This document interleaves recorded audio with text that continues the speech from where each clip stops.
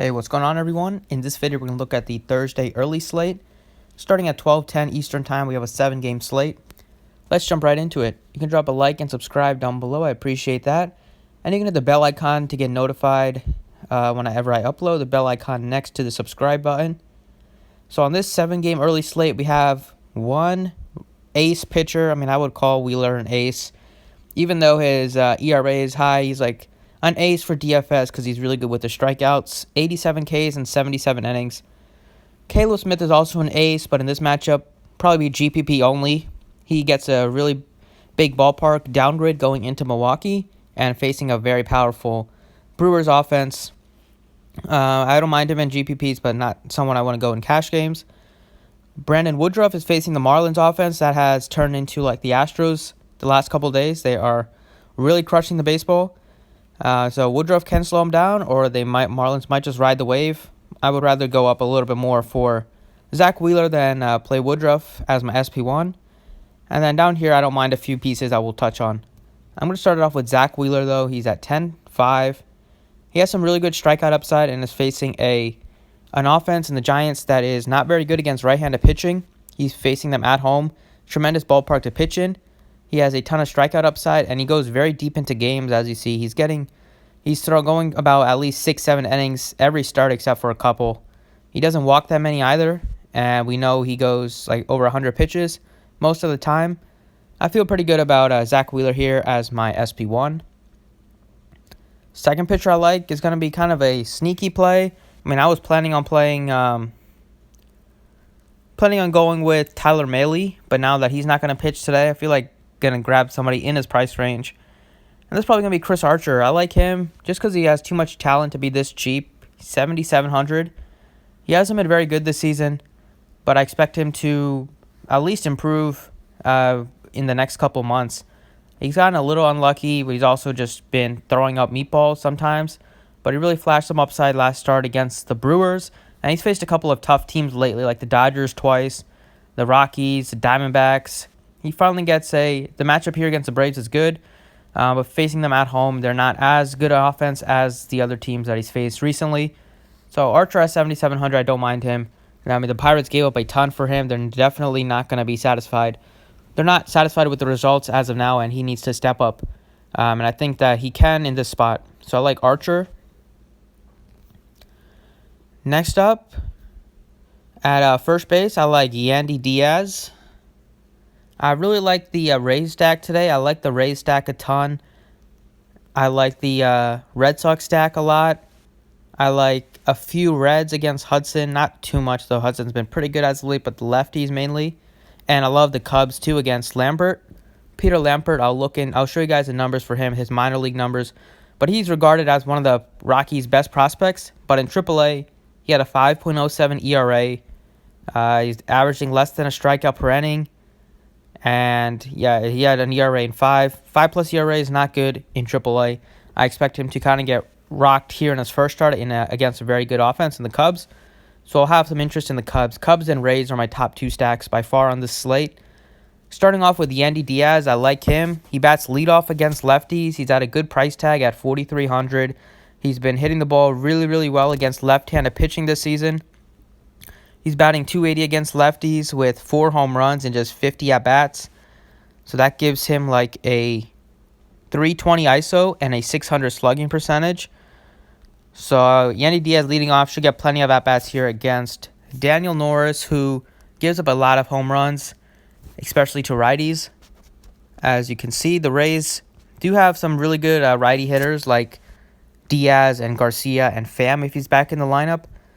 This season, he's given up a .293 average to righties, and career-wise, he's given up a .277 average. So he's actually been giving up some home runs to lefties, too. So that means don't be shy to play some lefties of the Rays, like Austin Meadows, Brandon Lau, if he's going to be in the lineup. But I feel pretty good about Yandy Diaz here at 4,300. At second base, speaking of some of the Cubs I like, I'm going to go back to Javier Baez. First of all, second base is not a very deep position. Your highest priced guy is the lefty-on-lefty matchup in Mike Moustakas against Caleb Smith. Pass on that. We have a $5,100 Derek Dietrich. That's really pricey. Whit Merrifield, he's decent. I don't mind him. Then we have a lefty on lefty here with Brandon Lau. Baez sticks out here, and then we get Chavez, who's kind of slowed down as the last couple weeks. And then you gotta get Kevin Hira, who's priced up, and he's facing a good pitcher in Smith. And then you get Bodie, Dixon, McMahon. Like, nobody down there is super appealing. I go with Baez. He's at 4,700. I said I love the Cubs offense. Baez has a GPP winning upside every time he takes the field. He has so much upside. He's batting 309 on the year, 15 bombs. And Lampert is regarded as one of the Rockies' better prospects, but Fantasy Fangraphs does not like him that much. I mean, Steamer as well. Show you the numbers for him.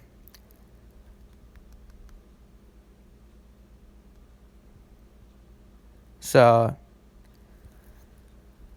Peter Lampert. He's their third-ranked prospect. Steamer has him at a 6.67 K per 9, a 3.04 BABIP, 5.22 ERA. Not very good in AAA. He only had a 7.61 K per 9. He was giving up a bunch of home runs for 1.49 home run per 9 rate this year. As you can see, his numbers are, he might shock the world and pitch well, but that's not what people are projecting him for. Like, he's projected to give up 25 home runs. He's projected to have an ERA over 5, 5.37 xFIP over 5. Like, he can be good, but he gives up a decent amount of fly balls. And the Rockies have a ton of power, even if the wind is blowing in a little bit. I'll definitely play some Cubs, and a guy like Baez, ton of power, hitting right in the top of the lineup. I like him a lot. In the outfield, I'm going to go with JD Martinez.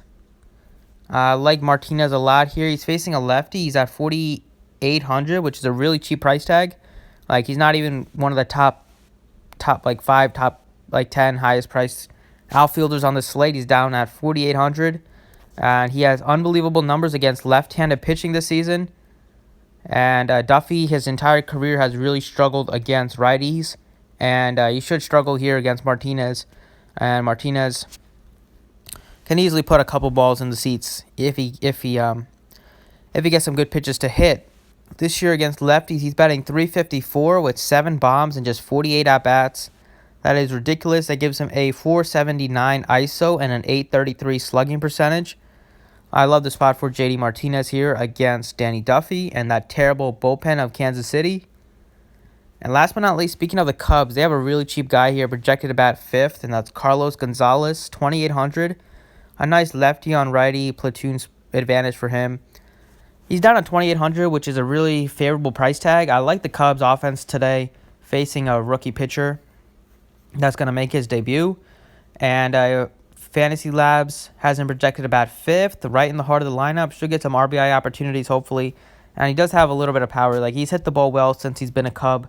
And this ballpark is really good to hit in, so I don't mind going with Gonzalez at a very cheap price tag. So those are the 6 players that I have my eye on as of now. Some other players I want to touch on. I said I love the Rays.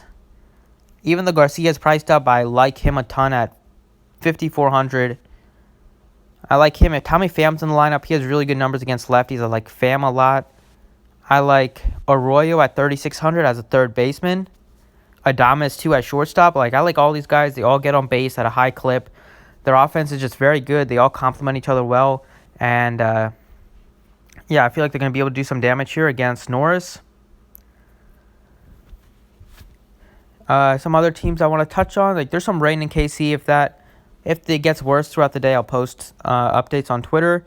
Kind of got screwed today with the rain in St. Louis. Wasn't expecting that game to get postponed, but it did.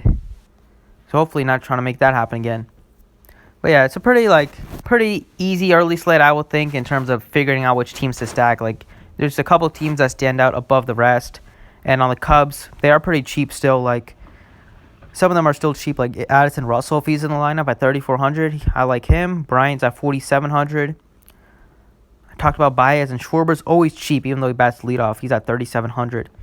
And Cargo is extremely cheap, and so is Hayward. So I like the Cubs and the Rays, my top 2 offenses, to target on the slate. So that does it for this video. Thanks for watching. I appreciate it. You can drop a like if you enjoyed, and I will be posting my main slate video very shortly. So thanks for watching and good luck today.